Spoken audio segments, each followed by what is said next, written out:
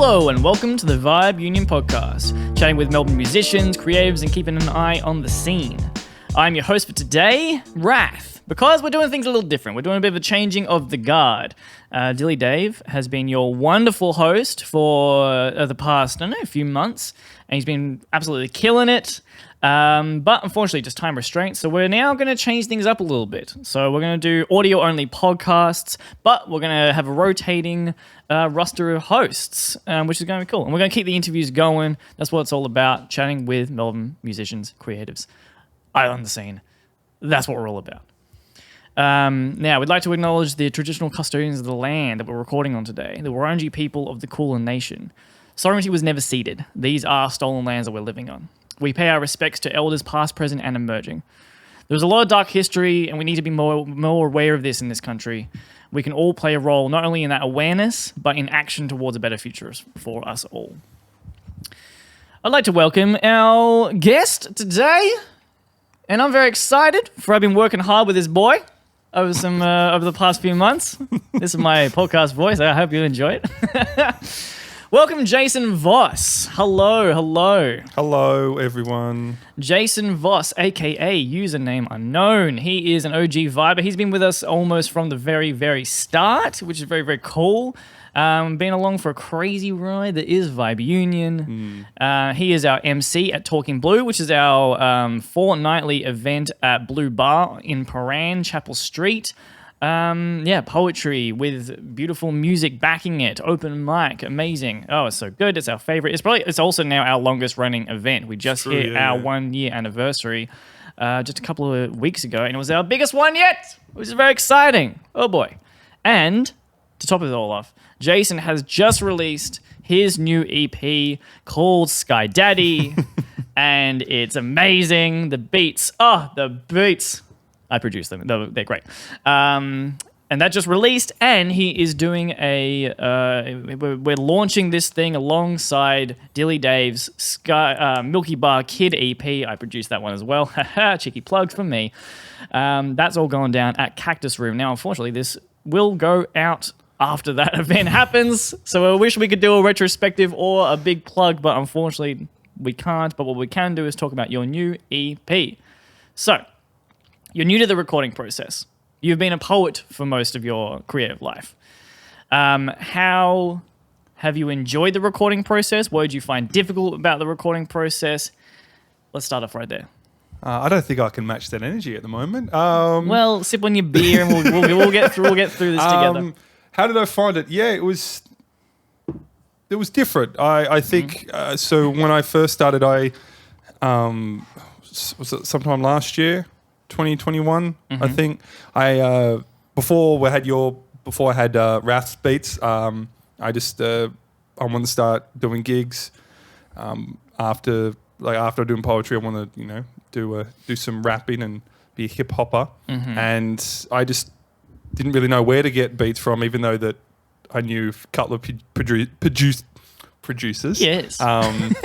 Producers of produce, and I just found some YouTube beats and was just writing to them, and then I was like, okay, well, I'll record them for the sake of recording to see what it's like, and basically did nothing with them. And then I'm like, okay, well, and then I think you just come up with a ton of there was a lot of projects that were going to happen that never happened, that lockdowns hit and things just didn't happen, so there was a variety of beats that we had just sort of sitting around. I'm like, okay, well, I'll just I'll milk from the music teat, if you will, and I'll take a few drops. It is a supple teat. That's the name of my next album. My first album, Supple teat. I think there's a good lesson in there is ask people for things. Yeah. It took me a long time to find another producer that I could rap on their beats. And then same thing. Sixpence just dropped a giant folder of beats. And I was like, there we go. He had stuff all along. And what would have happened if I had just asked a little bit earlier? You never know. That's a big folder too. Ask your producer friends. They've got beats hidden away. Best to pay them, but if you can't, ask him anyway. Okay, cool. So that's kind of your little. That's how you got into it. How did you find the transition from poetry to rap? So obviously there is rhythm in both, but you got to be a lot tighter when you're rapping, and there's a lot more rhyming, generally speaking, unless we're doing old nursery rhymes on the Talking Blue stage. So what have you learnt from doing rap that has influenced your poetry, and what do you think? Starting with poetry, how did that influence your rap? Yeah, I think when I first started, I was just I had the beats, and I was even the ones that you gave me when I first started. I just wrote, and this kind of fits. But then when going into recording, I noticed that if you don't have if it's not a standard like 4 bars here, 4 bars there, you kind of have to, when it comes to recording, you kind of like, I've got 3 lines here, and then I do a little weird thing here, and I've got 2 lines here, and I'm just like, why? And sort of now it's like, it's just so much harder to actually record. I mean, it's possible. It's just like, I think this is technically 3 bars, but then I do something, and then there's another line here, but then I should have just done this and that, and then now I always used to rhyme, or I still do, not all the time, but my poetry used to rhyme nearly all the time, and that was fine.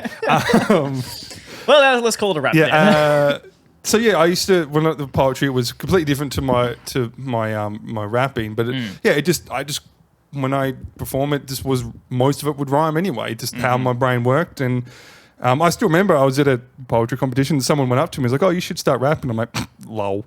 That's no. Because I'm like, to me, it was just in another sea of SoundCloud rappers and I kind of think, I'm like, well, where am I going to do that? I don't have a recording thing. This is before I was knew anyone with Vibe Union. So I'm like, I'm all good, thank you. And then obviously progress from there. But now, now sort of hearing back and through the recording stuff, I'm making it a lot easier on myself by structuring it a little bit better. So it's just like, okay, I got four bars here. I even know the lingo now, bars. Bars terminology drives me nuts though, like starting Lines. as more of a musician, then becoming a rapper myself. Like bars can technically be like 2 bars of music though, this is true. and then 1 bar of lyrics. Anyway, drives me nuts. I guess for someone who's inept at playing any instrument whatsoever, it's a great measurement. The lingo makes perfect sense, and it's just me being and that's it. I got when I was able to get the beats on my EP, it was I don't know. One song was a bit more of it's not a spoken word, but there's no chorus, there's no hook. It's just straight through. And then that was the first one I wrote. And then so I've been writing for these songs for over 6 months now, or even 9 months. I don't know what it is. And so time has been weird. Time's not a thing anymore. So doing in and out of lockdowns last year, trying to record and then write, and then sort of once I just basically wrote them all, and then I was like, okay, come to record. I'm like, well, I've already written to this, so I'm not going to change it. But then I just did notice I could just make it easier on myself if I just structure a little bit better, and also me being me, I was like, having a chorus all the time and a hook is just wasted space. I could be saying a lot more stuff. But I think that you told me it was like sometimes the chorus is good because it gives the listener a break from But then also I'm like, I don't care about them. But also I'm like, they're the ones listening, so I do in a way. Yeah. I mean, there's different audiences that want different things, and that has taken me a long time to adjust. I feel like we've actually had very similar paths in our writing, and in fact, very similar styles. Though I think I've changed mine up a lot now, but definitely have been very lyrically focused, wordy, poetic. Lots of nice big words. But I guess like for the audience that you're looking at, I mean, I know you, so I can probably list off your influences off the top of my head anyway. But so like Rhymesay is probably your main label that you go to for artists in terms of primarily influences. Would you say?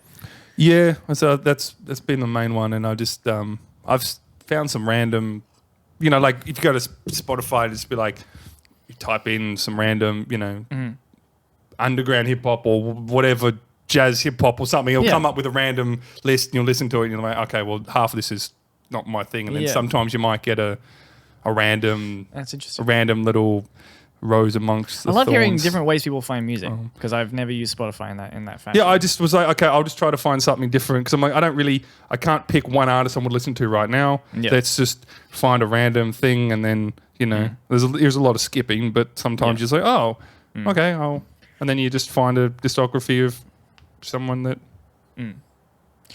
That Rhyme Sayers crowd though, and we're talking people who listen to Brother Ali and Aesop Rock being easily their biggest famous artist. Is he still on Rhyme Sayers? I think he is. Yeah. He did a Garbage Time a couple of months ago. Yeah, true. So Aesop Rock, one of the probably regarded as maybe the most lyrical hip hop artist on the planet. That's even just a fact. Kind of if you just like there was some kind of gathering of data comparing just different words per minute, disregarding and they, their, blah blah blah. All that kind of stuff. Unique words. Unique words per minute. Aesop Rock leaves them all in the dust. But he has a habit of doing very long verses that are extremely wordy. They're extremely hard to understand what the hell he's talking about. But that crowd loves that. They love going mining. This is a term that I've used for a while. Is just that's a good that's people actually a good way to want to repeat over and over again. Listen through the verses over and over again because hang on. That word, does that connect to that? Is that on purpose? Is this all connection? Wait, hang on. What is this reference? I don't know this reference. Oh, it's a reference to a bloody a poem from the 1300s by some French dude. Like whatever, just like random bits and pieces. Like try and find that depth in the writing. However, then to grab the attention of the average listener when you're at an open mic night or a Melbourne showcase, what have you. That's where the chorus, that's where the hooks really come in.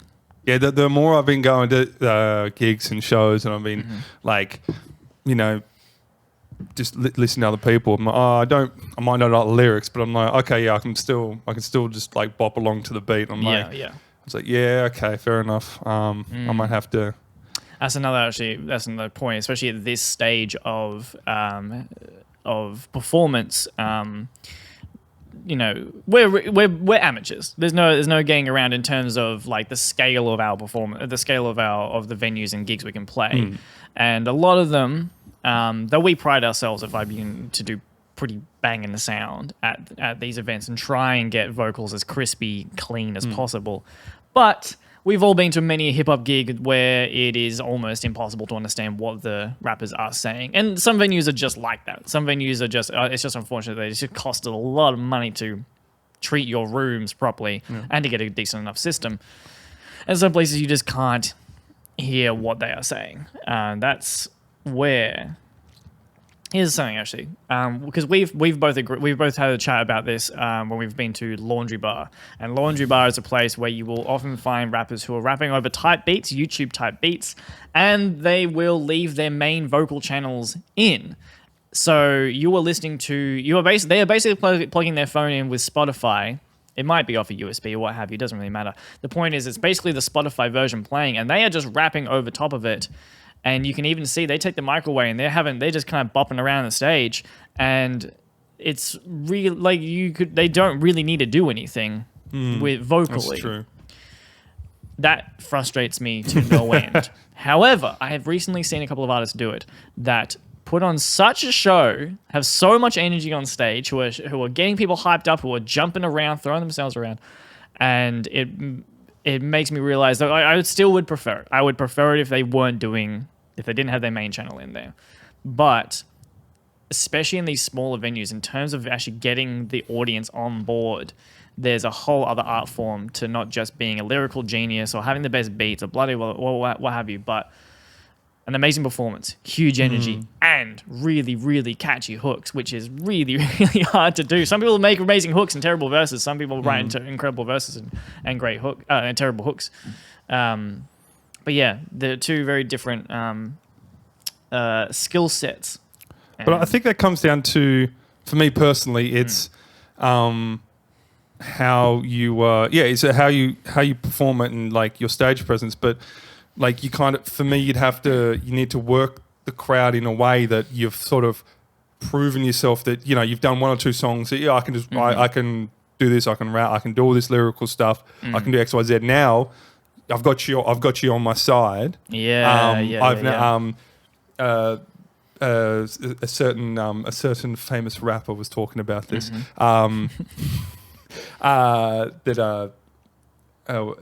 Brother Ali was talking about this, and he was, because someone asked him a question. It was like, you know, how do you get, like, you know, what do you do if you're starting out and, you know, smaller crowds and stuff? And he's like, don't put the mic out and get them to chant stuff if they don't know your song.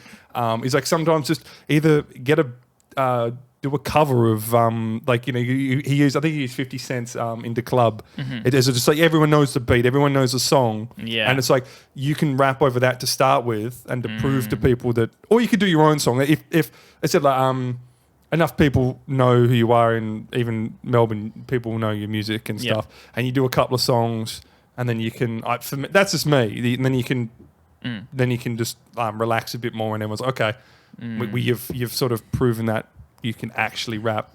It's for the people that might be just going to that bar for the sake of going to a gig that don't know who is there. So it's like, okay, now you've got me on the side, and you can take more liberties now instead of at the start. To me, that's just like, okay, well, I think I'm good enough now, and you should just know who I am, and I can just do whatever. But you know, I'm a massive cynic. So that's so true. Actually, I really like that because I've definitely seen that as well. Like those same rappers that I'm talking about, where they all have that huge amount of energy, and the crowd might be 10 people, and it feels really weird. I like scaling things when it's appropriate. Jump around, go crazy, but I like having that skill set to be able to actually scale to the venue, to the audience, to the vibe on the night. I think the main point here though, like, is because I used to have, I think we all start with it. I think a lot of people end with it still as well. That mentality of like, I'm the artist, I'm the creative. I did all this work and I made a thing, and I'm really proud of it. So I don't really feel like I need to do anything more than just kind of play the thing. It's like that. It's like that kind of classic. I wouldn't say like stoner rock, but like. There's artists out there who will just phone it in, essentially. They're playing the songs. You're here to hear their songs. Maybe they'll face away from the audience. I can't remember who it was. There was a famous artist who would often face the back of the room. Was it Jim Morrison? No. It was someone along those lines. I'm sure there's multiple artists who used to do it. And at a certain point, if you're Jim Morrison, I guess you can kind of do whatever the hell Jim Morrison wants to do. But I like showing the audience a little bit more respect, and I think that actually goes into your writing as well, and learning that it is art. It's a purely creative process, and that's important to not lose sight of that. And I don't want to push anyone into like just writing pop music, but also finding that nice middle ground of treating the audience. Try and give them these lines. Try and give them their entry points. I think entry point is a really important kind of term especially for up and coming. Is to what is the thing people immediately grab onto when they hear your music. This is not also directly directed at you. I've just gone down this rabbit hole. No, I think it reminds me of another. I think I told you once before. Someone going back to Brother Ali. What do you want to call it? A seminar thing. Someone also asked. He's like, "Oh, I've been doing gigs, blah blah blah," and I had a gig in front of like 1,500 people. He was in America, and he's like, because they had the COVID safe gig, so they had like. They'd had circles on the ground, so you had a certain amount of people in each circle, and they had couches and stuff. And he's like, "Oh, I'm doing my music and whatever, and I'm trying to get people to get along with it and stuff." And he's like, "Well, how do I get people?" And I think this is where Brother Ali was talking about, like, you need to do other things to engage a crowd, because he was just like, "Well, people might not know your music." Yeah. And he goes, if you're on he was on a lineup of like 7 or 8 other people, so you get like 3 or 4 songs. So, it wasn't the biggest venue. I mean, 1,500 people is pretty decent. Pretty big. So, but yeah, it was a sort of a, I don't know, maybe it's, I guess, a bit of entitlement. Or I don't know what it is, but it's like, oh, well, I've just got music and no one's bopping along to it. And I'm at the same, like, trying to work on my stage presence a little bit more because I'm just like, okay, I'll just black out, do my song, and okay, I haven't moved anywhere, and I'm just sort of like, yeah, people resonate with what you're doing on stage. So it's sort of I don't know, it's a difficult one. Well, it's an entirely different craft, and it's also a really hard one to just, like, neither of us are particularly like go-getting social butterflies. Both very happy to say I'm wrong, sir. Both happy to spend as much time away from people as humanly possible. And so it's hard. It's a hard skill to develop when you're not just out doing it. Luckily, that's kind of been our biggest boon over the last couple of years, is that we started Vibe Union. So we've had a chance to be on stage a lot. But it's not that much. It's still not a lot of time on stage versus how much time you sit and writing versus sitting recording and blah, blah, blah. Some people take to it really well. Some people take to it as social butterflies, usually, like especially a lot more extroverts take to it. While, I guess people like us who are more inclined to sit at a pen and pad for hours and hours and hours and put it down, it is another talent to learn. But I mean, it's an exciting one. I think it's an exciting one, and once you couple it, same with like learning to then write bars. Once you figure out how you're performing it, that then influences your writing as well, which I find really, really exciting. I guess that's where you learn actually why you do hooks, because I didn't really write hooks either for my first little while. All right, so intermission. I don't know how to transitions into new questions yet, but Jason, segue. I want to talk about, because your dearest mother is attending your rap performance on the weekend. She might be. She might be. She may be. Yeah, it's 50-50. Yeah. Yes. Well, nonetheless, she is in town. She has seen you, and I believe she's very supportive of your work. I know she's very supportive of your work, for she has emailed Vibe Union and said, good on you for encouraging my boy. Is that a pretty good impression of your mama? Yeah, it's exactly. It's uncanny. I can close my eyes. Worked really hard on that. Mother? Nailed it. It's that Tassie accent, yeah. So I want to ask kind of like, what was your kind of first memory of being creative growing up, and how has your upbringing by your parents and living in Tassie, how has that influenced, do you think, your art forming, your style? Good question. I think, well, actually... Thanks very much. You're welcome. Kudos to your hosting skills.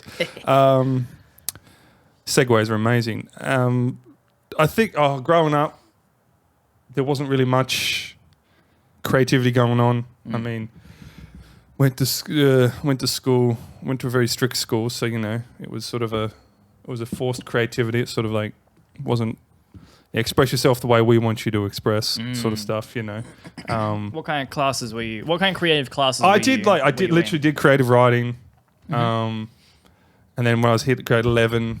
I can't really remember what I sort of try to write stuff, trying to get more, because I was reading, I started enjoying, Edgar Allan Poe's short stories and the dark, how it was gritty and dark and the stuff. And I was like, okay, well, let's get away from my, I think I was a grade 8. I think I had a competition with a friend of mine. It was like, who can write the longest short story. Right, okay. It was like we had to write a short story, like it was for class. Yeah. And I was like, who could write the most words? And I think from memory it was The Invasion of the Comic Book Nerds or something like that. Great. And I wrote that, and I used to just write stupid stuff because and then I tried to write something Edgar Allan Poe-ish style, like a short story, and I was like, oh, this is inappropriate. I'm like, well, really? kind of thing. It was just I can't even remember. Yeah. So teachers weren't super supportive? No. That's a shame. That's a whole other thing that's nothing to do with creativity. But it bleeds into like having the right teacher at the right time. I did when I was in primary school. I went to school. I did I did have one teacher that was really encouraging. I wrote a story about a mouse and a lion. It sounds like a parable or a thing. It was just whatever. And then my teacher was like, "Oh, this is really good. I want you to write more." And I just I just kept writing. And then I changed schools. And I think you're right. It takes the right teacher to bring it out. And then I think I was in Tassie and I was like, okay. I was just writing random poems every now and then, just writing stuff. I did a little bit, creative writing. I changed schools and I did creative writing there and I had to do poems and short stories. And so I did some stuff like that. I'm like, okay, this is all right. And then eventually found a poetry thing in Hobart. There was like a one event that happens and then there was the national competition. Did the national competition, failed miserably. The Hobart heat failed miserably because I didn't really know what I was doing. And then just, honed my skills from there, did competitions, did stuff, and sort of got the scope of what people kind of want to listen to and also put my little stuff. I think I've talked about it before on other podcasts if you want to check them out. Go back and listen to them all. I don't know which one it was. Go for it. So do you think it was pretty self-driven, all of that? Yeah. Interesting. Because I think that's extremely difficult, especially if you grew up in an environment that wasn't a particularly creative one. So your parents weren't. Well, I didn't. Creatives? I don't. No. So my dad liked music, and most people do like music. I've met some who don't. My dad introduced me to, like Led Zeppelin and that kind of stuff. But there was no. I think they tried to encourage me to do drums once, but I was like, ugh, I'm not good straight off the bat, so I stopped. That kind of that's a whole other thing too. But there wasn't. I don't think they really knew that I was writing much. Interesting. And then I just started writing other stuff and. So that first foray into the poetry scene of Tasmania, which I imagine was probably quite small. Yeah. Was it an encouraging kind of environment, or you kind of soldiered on through it? Because you said you lost miserably. Is the word you used. I had a poem I wrote for a competition online. Yeah. It was specifically about the work and unions and that kind of stuff. It was directly that, and it was 4 minutes long if you read it. But the competitions has to be 2 minutes, so I kind of butchered it down and edited it and just tried to do something. And then I went up there and I talked too quick and I was just like nervous and stuff. And then it was I think I just soldiered through it and just changed it up a little bit and made it a bit more. I mean, I was a bit of a whiny little brat even at 28 when I was doing 27. I was like, why doesn't anyone know my poems? And I was just, said on a different podcast, I did like a poetry diss rap once, just diss poem, whatever. It's not a really thing. I'm just like, I'm just sick of hearing the same stuff or whatever. And then I eventually sort of got over that and moved on with my life and just changed what I was writing about. So it's fascinating to me getting to this point and like just continuously writing. I guess it's it's funnily enough because I had a point I was going to go towards, and now you've kind of said the exact opposite of my intention, which is actually great because it sounds like you've to be really dramatic and romantic about the idea of creativity. It sounds like you basically have a need to write. It sounds like it's been one of the most continuous things that you've done in your life.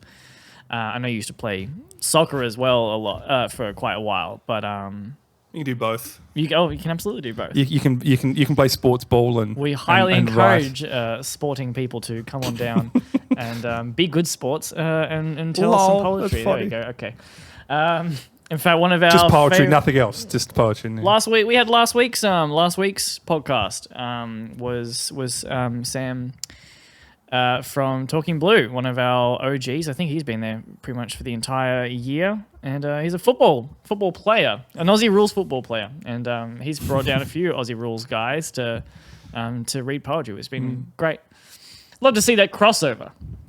But yeah, because I was going to say that like I feel very lucky that I've had a lot of I had this analogy running in my head of like being basically a bumper in a on a pool table, not a pool table, a bumper on a pinball machine, which I think is a terrible analogy.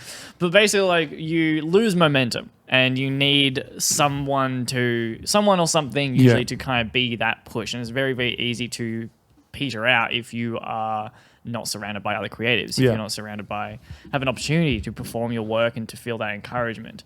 And I luckily had creative parents pretty much backing me my entire life, so I never knew any other option. I never thought for a second I would work in an office, so I never did. But to have that self-sustaining creativity is kind of the romantic dream of of other creators, which is interesting. Excuse me. I guess yeah, self-sustaining in a way, but if I'm just thinking about it then, if I hadn't met any creatives, it would just be rapping in my room to YouTube beats, and that's where it would stop. Yeah. So yeah, you kind of need those other creators around you. I mean, to this day, I still don't know anything about anything really. Like trying to promote stuff on social media, I'm terrible at. I still don't know. I can barely work a microphone at Talking Blue, and it's been a year. I still get used. I was like, I need you to turn the music down so I can talk in the mic. And you've told me many times, like, I just don't want to ruin anything. So yeah, I just said I'm still learning. Maybe there's other things going on there. Yeah. But yeah, it's sort of a. We won't psychoanalyze you too much. It's not that podcast. It actually kind of is. This is like that's all Vibe Union podcast. Yes. How do you feel about it? No, yeah. So it's sort of a. Still learning the other stuff. I said, I think having someone give me beats and whatnot, sort of like at the next level of from YouTube beats to now I'm onto someone else, and it gives you that bit more of motivation. Because writing, you can write whatever you want, but like music, you can't really. You can publish poems, you can publish a novel. It's very hard to publish a song unless you record it and release it, sort of thing. I mean, you need to, I would argue that it's. I think that would be like a bit of a just a perspective thing, because like to me, publishing a book seemed so absurd.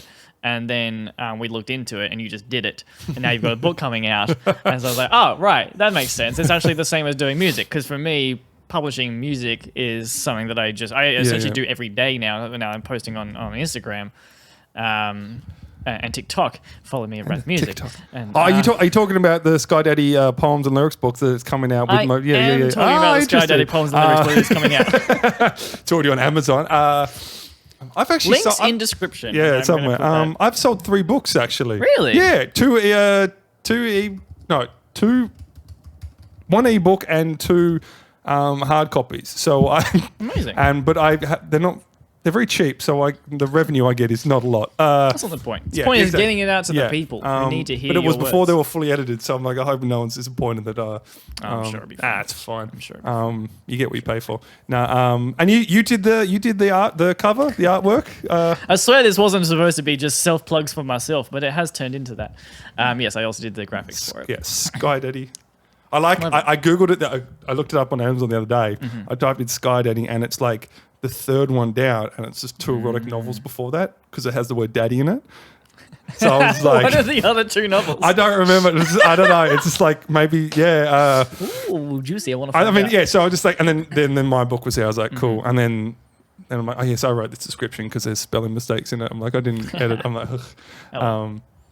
But yeah, no, I mean, the publishing a book. I mean, yeah, I think to me there's a difference between self-publishing and like having a publisher being like, oh, we want your shit. We'll. But to the audience, they have no idea. It was definitely not self-published. You can say self-published, but yeah, it's like the first time when I was working in cafes and stuff like that, and people would be like, "Oh, what do you do outside of this?" And I say, "I'm a musician." And like, oh, cool. Have you like got anything on Spotify or anything? And like, yeah, I got like loads of stuff on Spotify. I'm like, what? You got stuff on Spotify? How do you get stuff on Spotify? Well, it's like you just pay a pretty measly amount of money, and you get your blue tick and you get your stuff on Spotify. It's very, very easy. But to the average consumer, people are like, "Oh wow, you've actually done some." I was stuff. like, "This is It's really, witchcraft. really Don't know what's going on." cool. Yeah. It's very, very easy. If anyone's out there who wants to release music and or books, just Google it, man. It's very, very, very simple. Okay, so you have that kind of self-sustaining mentality, but now you are meeting new people and you're using that to get to the next level, which I think that is how you do it. It is all connections. That's why any of us are doing what we're doing, is because of Vibe Union, essentially. But on the horizon, we have seen little bits of success. Well, over the past 2 years, we keep seeing little bits of success. We keep seeing these levels up, and now, as we can see we can see like grant money is a possibility and stuff like this. We can see bigger acts are a possibility, and we start to see them. Oh, hang on, maybe this is going to be self-sustaining. Maybe this is actually potentially we're going to see some success for ourselves as well. So going from that kind of transition, not only from, so you were saying like you could be rapping on type beats in your bedroom and then you go to rapping on stage. And then maybe you go to the point of like, oh, maybe you're selling enough books, maybe you're rapping enough, maybe you are doing all these things that you are actually living off your creativity. That is a huge transition from that. And the mentality, I think, is very different. How do you feel about being potentially... turning your creativity that you've been doing for the longest time out of anything else you do, how do you feel about that potentially turning into your income in your job? I mean, good. No, I think we've also touched on this on other podcasts as well in the past. But yeah, I think that's sort of the main goal for any. Well, I don't think I won't say it should be, but it kind of seems like the main goal for anyone that is trying to pursue is doing this kind of thing. Like, I mean, some people just do it for fun. Some people just want to get up on stage and stuff. But if you're putting that much effort into it, I don't. So my mentality is you see how far you can go with whatever endeavor you do. So, like I said, I used to play soccer or football, and I played in Canada. I played in Queensland. I played in Tassie as well. So like all the biggest all football the big places. Like I do. It was the knee, bad knee. No, things just didn't work out. But I tried, and then I'll just now I'll go for I'll try something else, and now I'm trying this. So I don't think I actually have answered the question, but it's more of an exploration. Yeah, no, I think but I think the ultimate goal is to live off. Live comfortably. Pay bills and stuff off.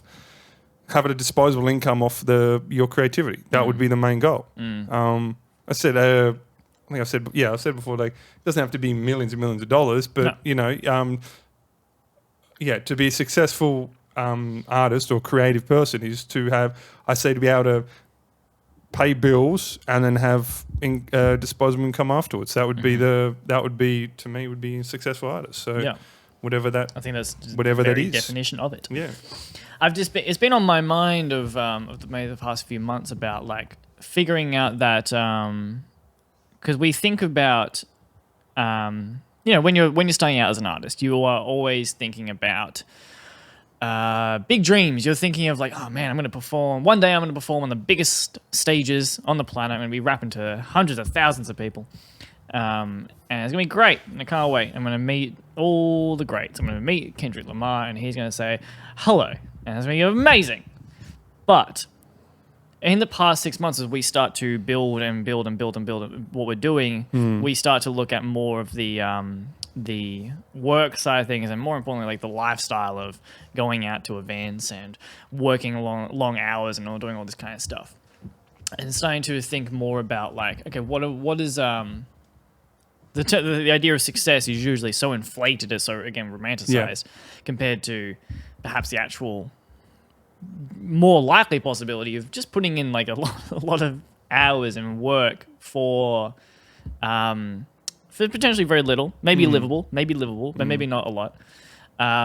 When this is also something that is something that we feel like we are inherently going to do anyway. And it becomes a part of you to write every single day. That's how we express ourselves. And like for me, I don't know, for yourself, I assume it's kind of similar. This is how we communicate with humans. This is how we actually express ourselves to people, because maybe sometimes we're not the best at expressing ourselves to people. True. And yeah, I'm always curious about like that turning this expression, this creativity into potentially a job. Some people get scared of sucking the life out of it. But some people also then get very, very excited by the prospect of just doing it every day to a professional level. Yeah, actually, I never thought about that. Yeah, I guess, some people might get that, burnout. No, I wouldn't say burnout, but sucking the life out of, turning it corporate, selling out, or whatever you want to call it. Depends on the person, I guess.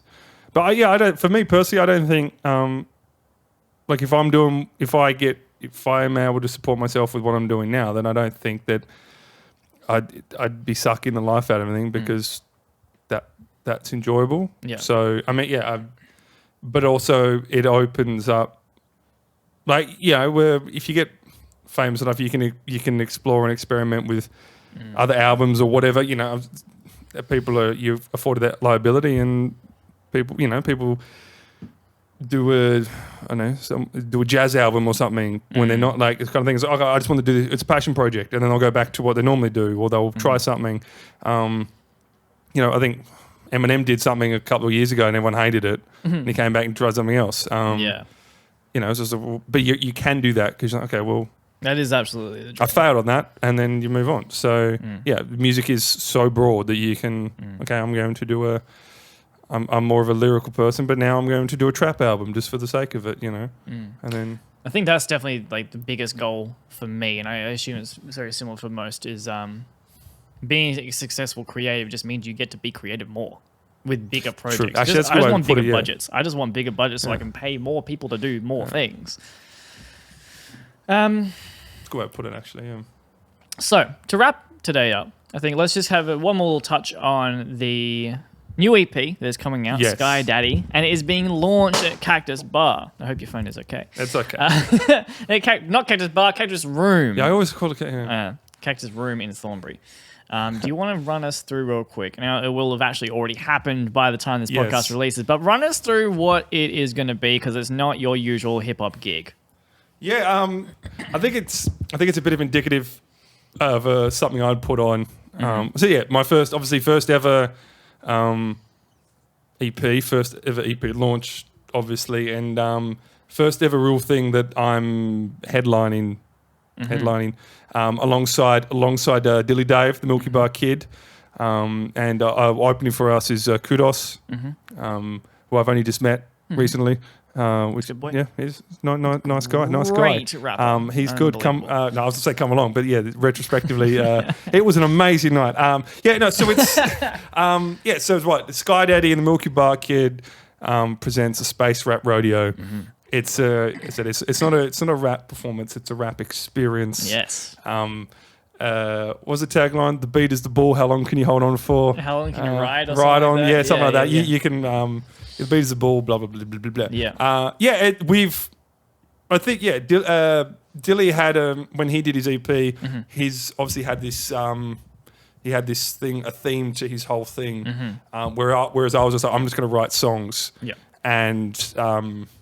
And put it on an EP. The initially was never. It just happened. We were releasing basically at the same time, and then you and Dilly come up with the idea of one of yous or both of yous. Can't remember. Okay, one of them. Someone came up with the idea of why don't you just release it on the same night, have a performance, and we're okay, and then we just sort of fleshed the idea out from there, and it's sort of it's sort of a narrative-driven story rap EP launch sort of thing. It's without giving too much away. It's already happened. So like Dilly had a whole narrative to his EP, and weirdly, coincidentally, my songs seem to fit in with that narrative in a way that makes sense, which is weird. Because and the best thing is him and I have completely different styles, but I think it kind of works in a way because it kind of doesn't keep audiences guessing or on their toes. It just sort of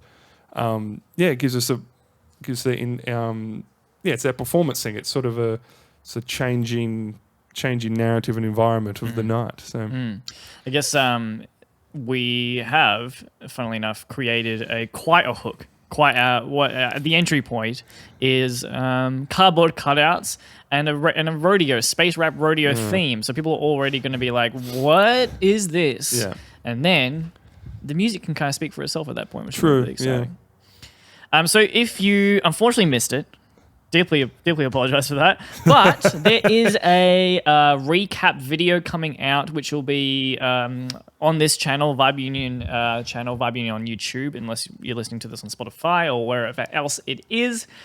But yeah, catch that. But most importantly is catch Jason and Dilly Dave and myself performing these tracks around Melbourne. There will be plenty more gigs coming up. We're still doing stuff. This has been the Vibe Union podcast. Please like, subscribe, share, comment, do all the things. Check out vibeunion.com.au. That is in the description. That is where that's where we host all this stuff. We've got the podcast there. We've got our events. We've got places you can hire people that work with us. There's all kinds of stuff there. There's a blog that we haven't updated for a little while, but that's all right. Check it out anyway. There's lots of good stuff. We're doing stuff all the time. And if you want to get involved, if you want to be on the podcast, if you want to be on some events, some tracks, what have you, if you want to do something we can help facilitate, hit us up, vibeunion.com.au. I think that is probably how I end podcasts. I can't think of anything else that we would need to say. I have been Rhath. Jason, is there anything that you would like to plug or say to the Vibe Union community to end the show with? No, no. I think you've said it all. Terrible marketing. Oh yeah. I don't know. Follow Vibe Union. It's where all the information is. Yeah. And check out Jason's EP and his book. Sky Daddy. Where can they find it? My Instagram. Great. What is your Instagram? UserNameUnknown Jason. User dot. Oh yeah. Well, I mean, it's all in the description. Yeah, it's all in there. Link in the description. I don't think you need to put the dots. I don't know. We'll do a blog post. There's all that stuff, or you just look up Sky Daddy on Amazon and see what the other results are as well. It's buy them all. It's nice that poetry and my poems and lyrics are in with erotica. It's I think that's only fitting. You're a very sexy boy. That makes sense. That's the way we finish it. That's a bumper. I'm a sexy boy. Vibe Union, baby. Thank you very much for listening. I've been Rhath. We'll catch you next time. Goodbye. Oh.